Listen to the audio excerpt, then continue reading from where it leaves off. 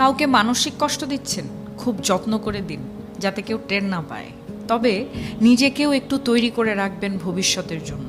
যে কষ্টগুলো কাউকে দিচ্ছেন, দুনিয়াতে তার পুরোটা না হলেও মিনিমাম 1/3 ভোগ তো করেই যেতে হবে আপনাকে।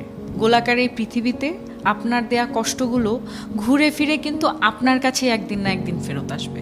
আপনি নিজেই আত্ম অনুশোচনায় ভুগতে ভুগতে একটা সময় শেষ করে দেবেন নিজেকে, যা হয়তো আপনার সো কল্ড ইগোর জন্য ওই মানুষটার কাছে ক্ষমাও চাইতে পারবেন না। আমাদের সবার মনে রাখা উচিত, মানুষের দীর্ঘশ্বাস খুব খারাপ হয়, সামনে এগোতে গেলে শেকলের মতো পা জড়িয়ে টেনে ধরে।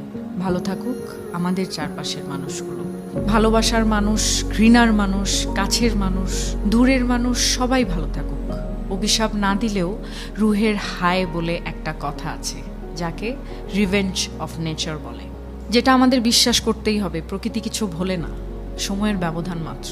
সময় মতো হয়তো আমরা বুঝে উঠতে পারি না ঠিক কোন কাজের শাস্তি পাচ্ছি। কাউকে কষ্ট দিয়ে, অপমান করে, কাউকে কাঁদিয়ে, কাউকে কথা দিয়ে বেমালুম ভুলে যাই আমরা।